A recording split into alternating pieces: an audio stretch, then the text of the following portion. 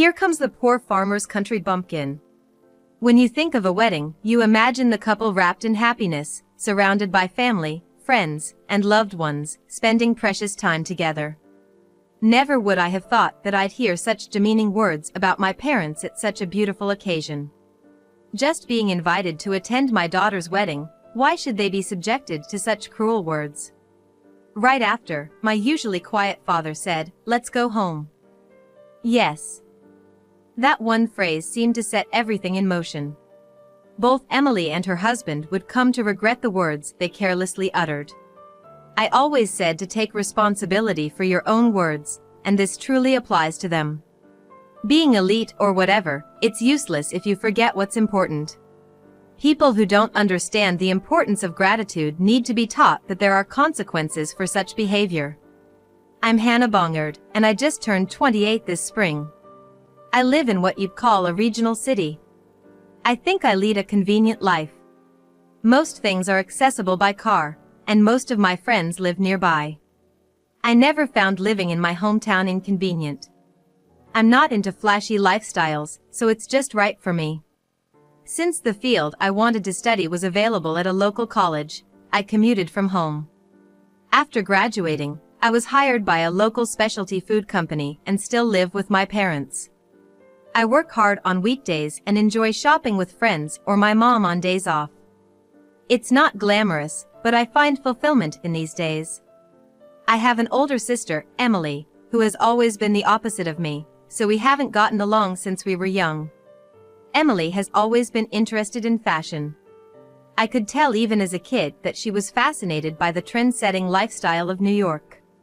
She filled her life with her own style and fashion, always enjoying her outfit of the day. I think she was one of those popular girls in school. Always flamboyant, surrounded by friends, enjoying fashion and makeup, I used to think Emily was amazing. I had no interest in fashion, preferring to enjoy my beloved books and daily studies. Meanwhile, Emily was the type who didn't care much for studies and was always focused on fashion. It's strange how different sisters can be, but I guess that's just how it is. I never thought much about our differences. But Emily seemed to feel ashamed of being related to plain me. She often made sarcastic remarks. An incident from our high school days still haunts me. One day, I brought Emily her forgotten lunchbox to her classroom. When I called her name, I saw her in the center of a loud group of boys and girls. "Hey sis, you forgot your lunchbox, so I brought it for you." Emily looked at me with an expression I'd never seen before and came over, glaring at me from the doorway. Snatching the lunchbox from my hand, she whispered something unbelievable. "Don't talk to me outside like I'm your sister. It'd be embarrassing if people knew you're my sister. Just bringing a forgotten item, and you say that."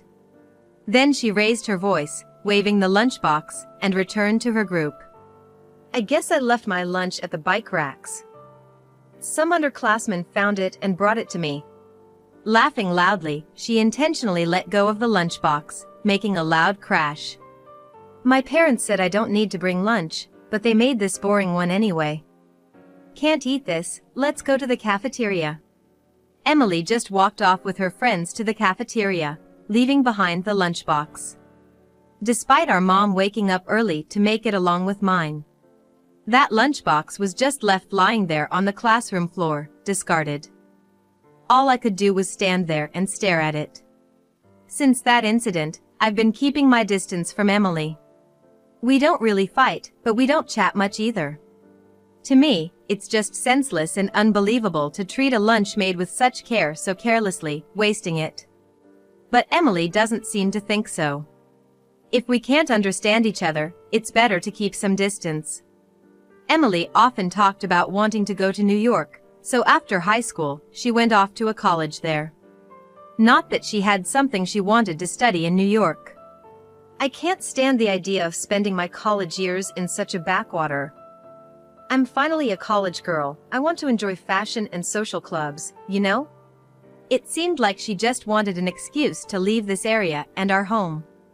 She chose her college based on the fancy name of the department and quickly moved out. After slacking off for 4 years, she joined the workforce, but people's true nature doesn't change after college. In fact, I feel like she's gotten worse.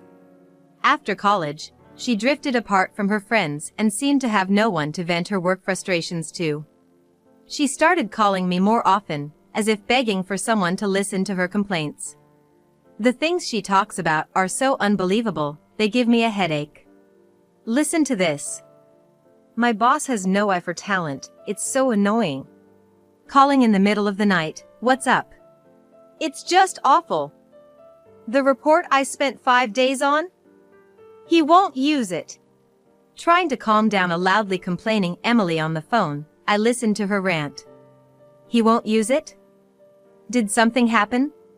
He said the format wasn't right, but come on. If it's not the right format, why not just redo it as instructed?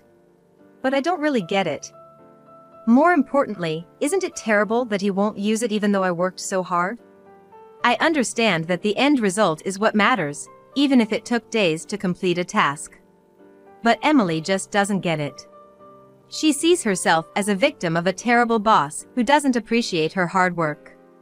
Dealing with her woe is me attitude is just too much for me. I was getting fed up with her constant complaining when she dropped a bombshell. By the way, I'm quitting my job next month to get married. I'm bringing my fiancé home to meet the family soon.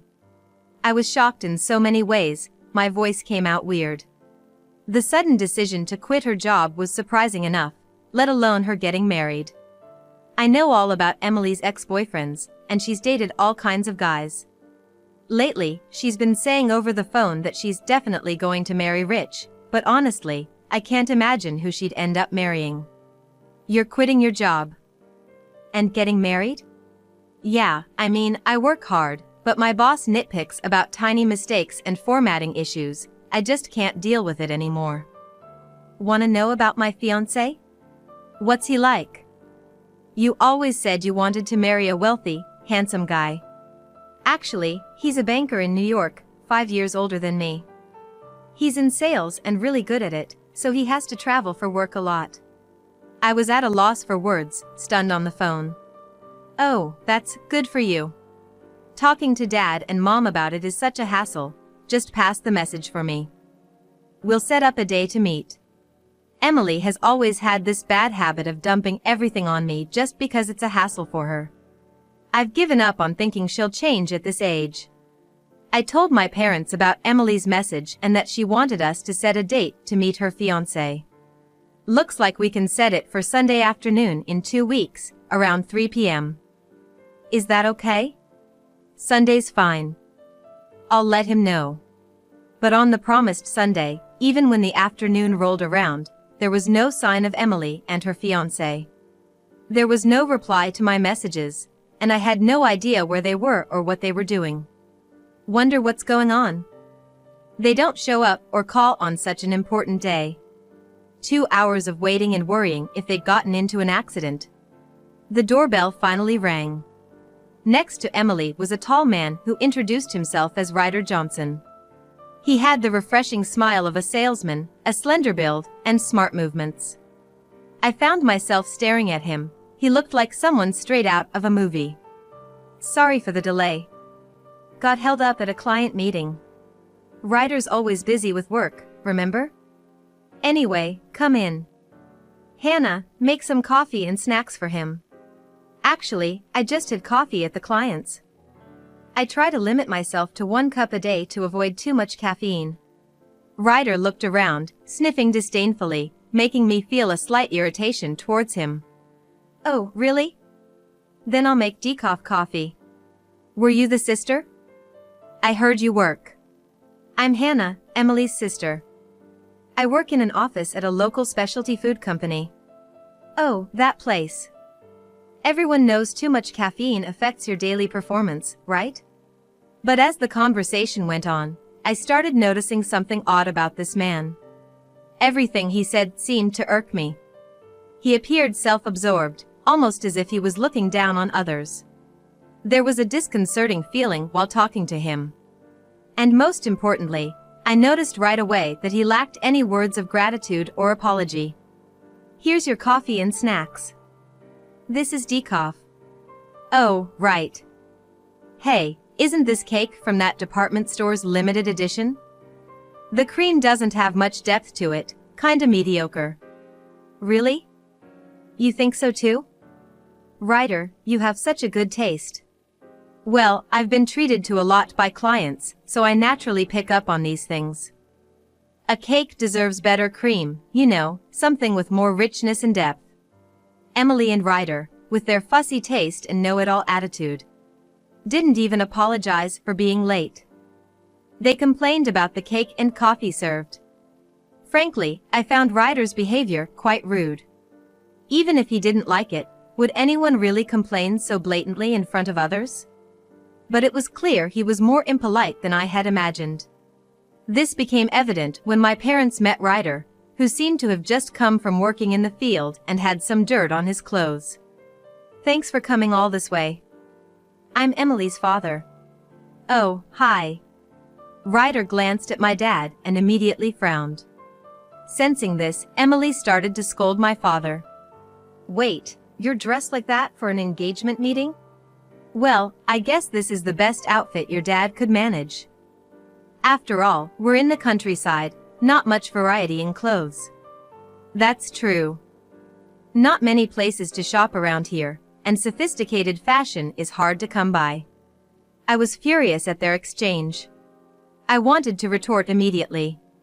But my parents, either oblivious to or ignoring Ryder and Emily's sarcasm, continued the conversation with smiles. So, Ryder, you're planning to marry Emily? Yes, I'd like to marry Emily. That's why I'm here. That's wonderful.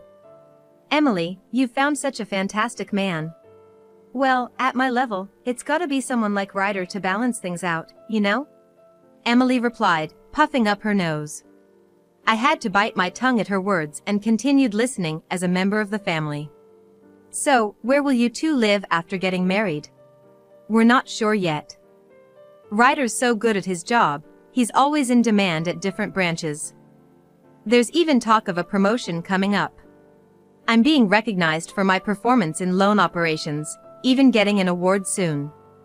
I thought Emily could join the celebration as my wife. That's impressive. Quite the achiever, aren't you? My dad laughed heartily, drinking his tea, and my mom couldn't contain her excitement. Honestly, I didn't know what to do and just sipped my tea, which seemed tasteless, trying to process everything. As we talked, the topic shifted to their wedding plans. Are you two planning a wedding ceremony? Of course, we're planning to have it at a famous hotel in New York. I happen to know the manager of a hotel in New York, so we're thinking of getting him to arrange the wedding. Wow, that sounds exciting. I can't wait for the wedding. Emily and Ryder exchanged glances with sour expressions, as if they had just swallowed a bitter pill. Wait, you're coming to the wedding? A wedding is a place to express gratitude to those who have supported you and to declare your commitment to the future. Yet, I couldn't believe it when I heard that Emily didn't want our parents, her own family, to attend.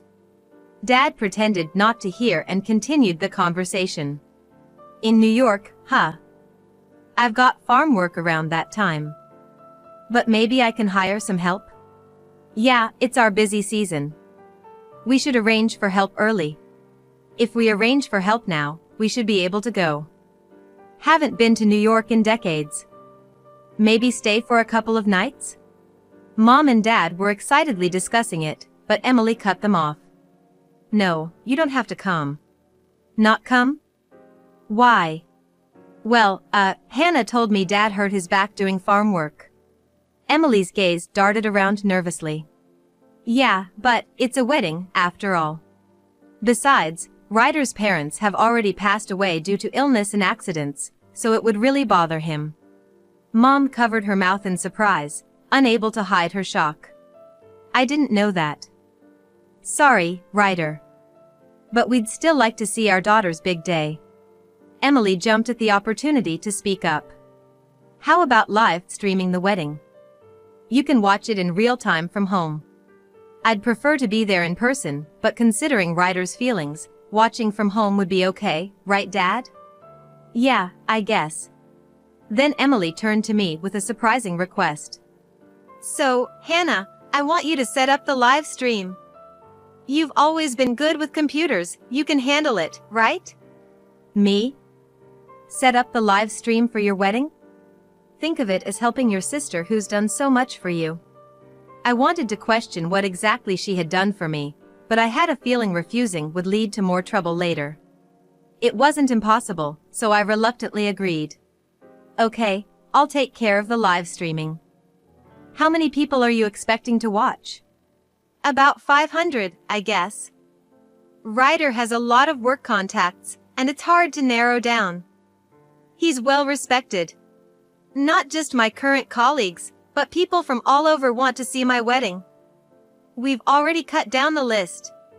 I stood up, glancing at Emily and Ryder as they bragged. I'll talk to the venue and set things up. After that, Emily and I communicated more about the online wedding. With 500 guests, there was a lot to prepare, and it wasn't easy. I had to interact with Emily and Ryder during the preparations, but something kept bothering me. They seemed to mock me and our parents in their remarks. It felt like having a fishbone stuck in my throat, irritating and unsettling. I can't imagine spending my life just working on a farm. It's a job that doesn't require much thinking. Just physical labor. Working from dawn till dusk, covered in mud? That's pathetic. As the eldest daughter, I'd be troubled if they expected me to take over. And I definitely wouldn't want a family covered in mud. They spoke without any knowledge or respect for our parents. I knew from the meetings, but our parents had no idea Emily and Ryder thought this way. In fact, our parents always say how glad they are that Emily is marrying such a wonderful person, so they must truly believe it from the bottom of their hearts. I understood my parents' desire to see Emily's wedding. I once boldly asked Emily about letting our parents attend. Hey, about the wedding. What if we have relatives attend online, but just let mom and dad see it in person? They're really looking forward to seeing your big day. In person? At the wedding venue? Yeah. They always talk about your wedding at home. I know it's tough for Ryder, but can't we arrange just 2 seats for them? Then, Emily burst into laughter and said something unbelievable. No way. Ryder's parents and relatives are all coming, of course. What? But you said they were gone due to an accident or illness. Can't believe you fell for that. I had to say that because our parents were there. I couldn't believe my ears. Was Emily implying she didn't want our parents at the wedding? But it's a wedding, right?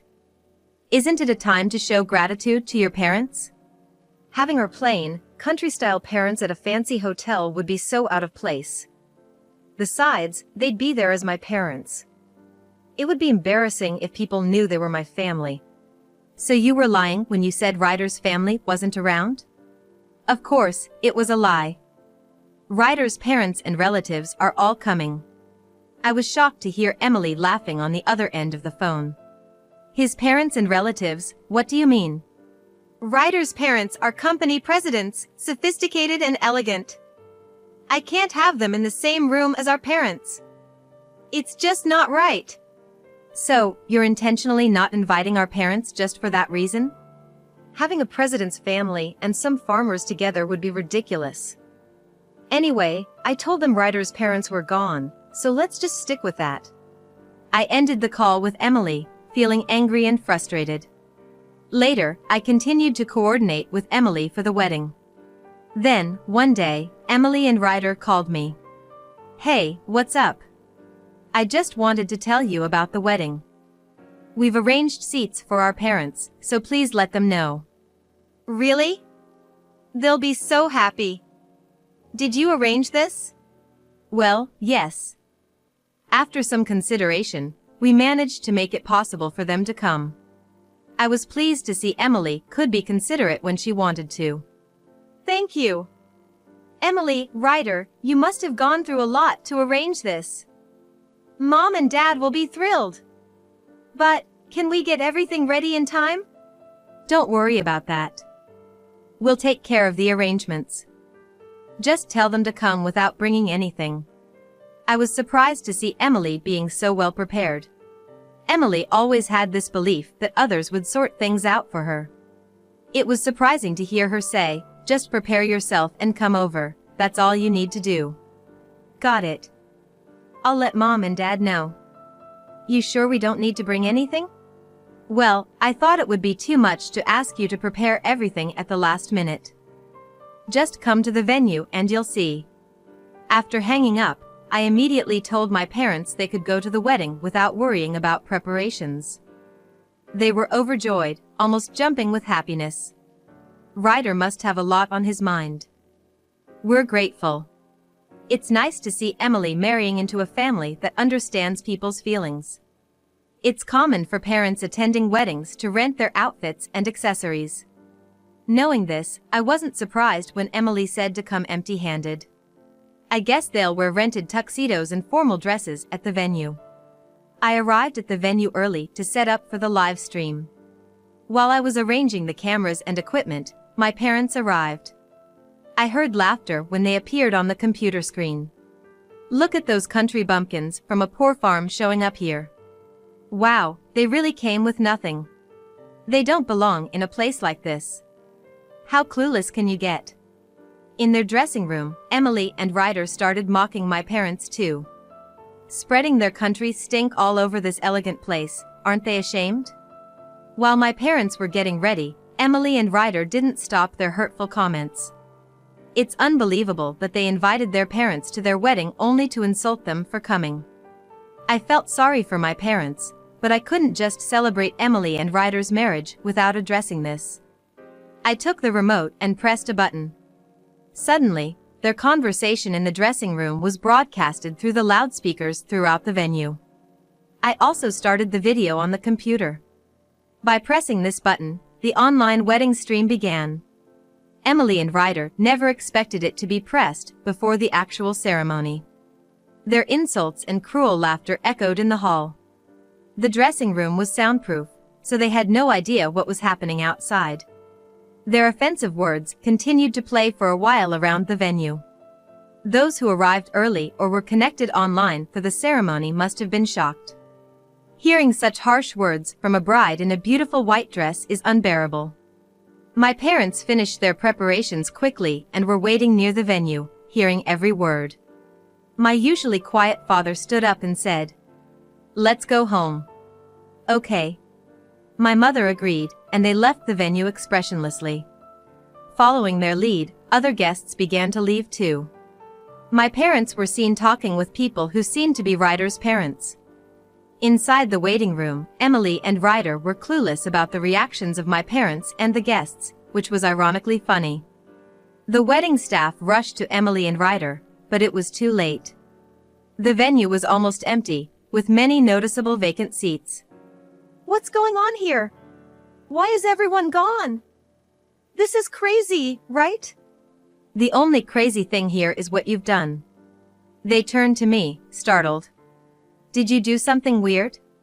Emily muttered timidly, to which I responded firmly. Isn't it your own actions that caused this? Emily looked shocked.